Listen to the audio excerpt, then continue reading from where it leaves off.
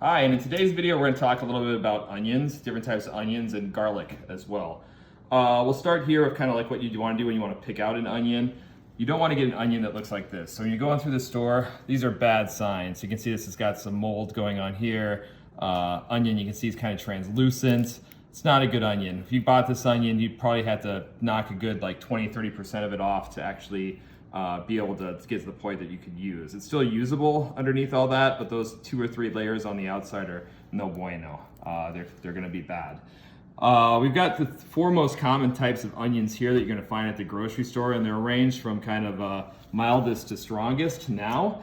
A white onion, this is a very mild onion. It doesn't have it has a good bit of flavor, but it's not the best to cook with. This is really good to use chop and put on top of stuff. But if you're looking for a really like light onion flavoring in a dish, it's a good one to choose. These 2 are my go-to onions when I'm cooking. A yellow onion or a Vidalia onion. They tend to be very sweet in flavor, and that's what we're gonna use later in this month when we make our French onion soup. Vidalia onion is what we're gonna use when you make a French onion soup. It's actually the sweetest.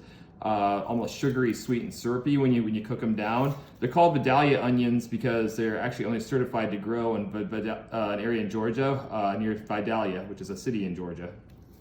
Strongest, most pungent onion, red onion. Very good to eat raw in salads and things like that. You can cook with them as well. I like to use them in a lot of curries and things like that when cooking at home. It's to hold up a good, pretty pungent flavor and taste. And then we go over to here to more of a kind of our fresh onions, right? So we've got our green onions here, also good in salads and things like that, as well as a garnish. You slice them really thin. When you want to clean them off, you want to try to pull off any of these extra layers of brown leaf before you do, but you can pretty much cut them from all the way to the top to the bottom. The bottom half is really what you want to use for cooking. This part up here is better for garnish. This guy over here is what we call a leek. We'll cut them up in a later demo.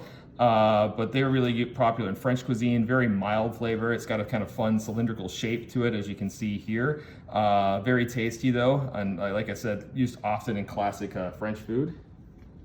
And then we've got our good old friend garlic here. We'll do a little demo where we show you guys how to mince him up later. Also very delicious.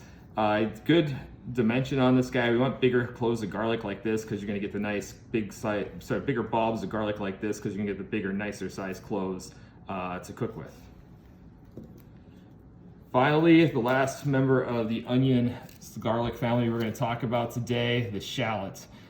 These guys are almost like a cross between a red onion and garlic. Very strong in flavor, more kind of red onion-esque. You'll see a lot of Asian cuisine that they can almost use these 2 interchangeably. But also very common in cooking all across Asia, all the way through Europe and modern cooking. So pretty cool.